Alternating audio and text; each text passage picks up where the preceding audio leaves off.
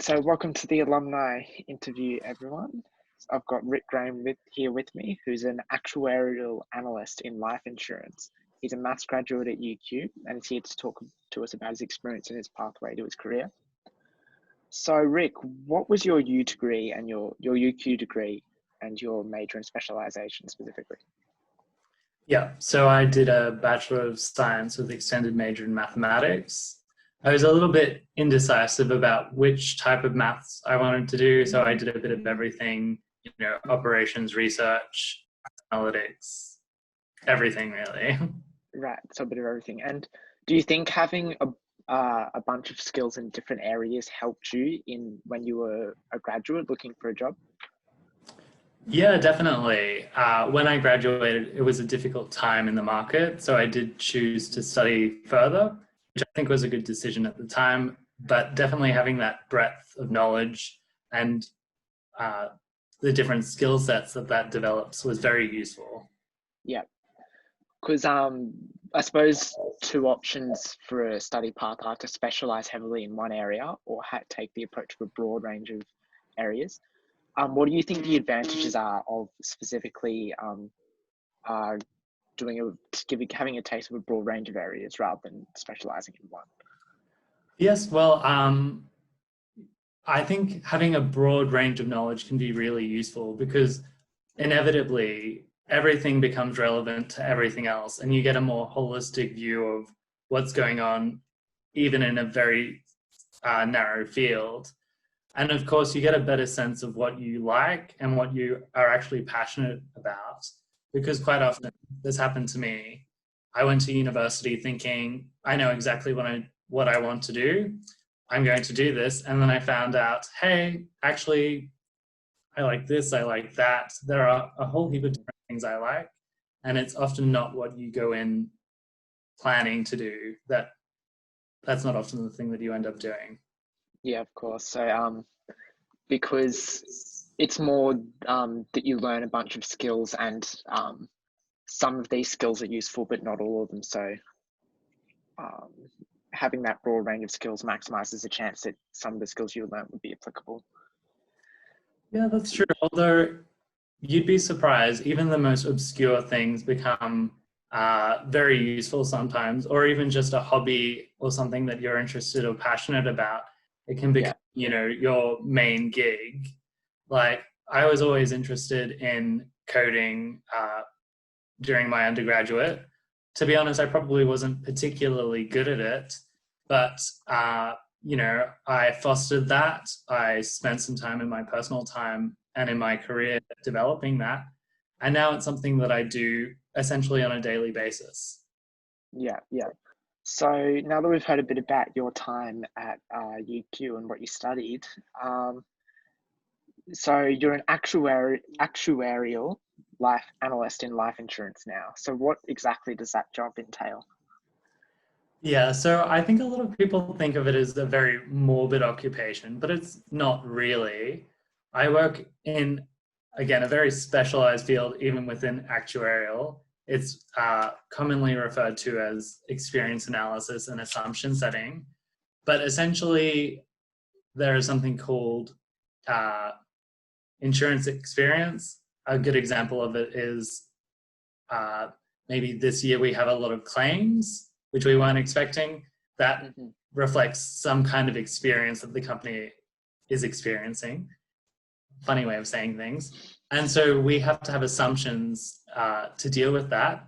For instance, if we did have a lot of claims this year, is that just a once-off event because it's triggered by something? COVID is a good example. Or is it the new normal? Are we moving in a trend towards higher mortality or higher morbidity or all sorts of things? People are retiring sooner. Many small things have massive implications from an insurance perspective. Right. So how the company would respond to those situations would be very different. So, and how useful are the skills you learned at UQ for that job? Is it more that the ability to learn and the problem solving skills that you have from UQ are important, or are there specific skills that you learned in your degree that you use in your job? No, like absolutely. I use a lot of skills in my degree at UQ. Like definitely, again, just the way of thinking. So seeing a problem and trying to decompose that problem and thinking the different facets of a problem very methodically and how something might be measurable, uh, the materiality of something.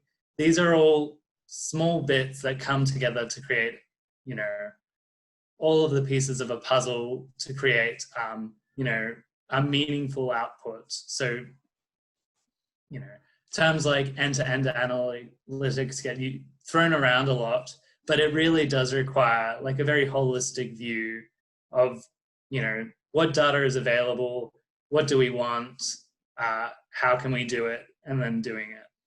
How did you get from being a UQ graduate to your current job?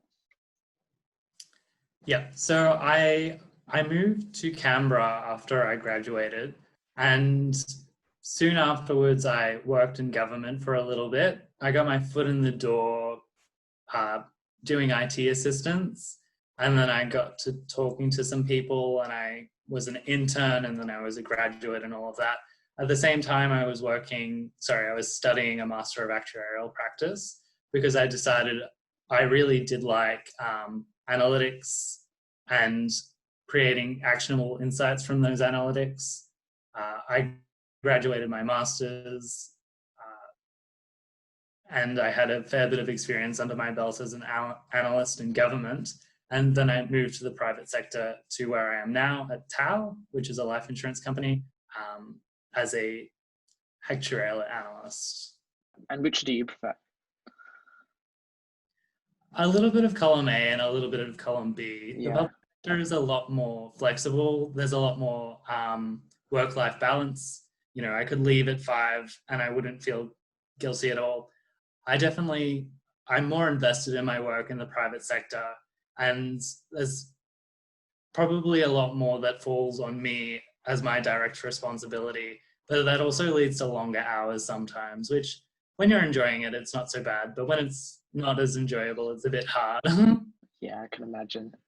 Coming back to your time at UQ, so now that you've gone through and had experience in both the public and the private sector, looking back to what the reasons you decided to study mathematics in the first place were, what were some of those reasons?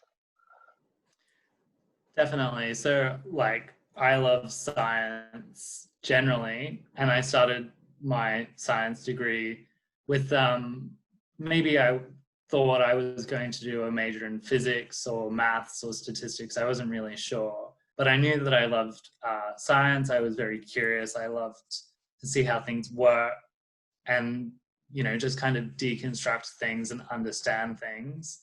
I think in my first year of studying that, I very quickly realized that I loved this concept of evidence-based decision making, where you have all this information, and we are flooded with so much information as individuals and in organizations as well.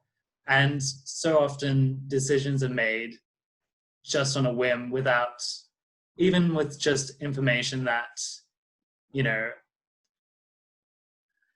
it's suboptimal. You only have a piece of the information, and you could make a much better decision if you really used your information more effectively. Yeah. So, yeah, I kind of got into that. I also really just like maths. I find it very satisfying and very elegant. And that was that.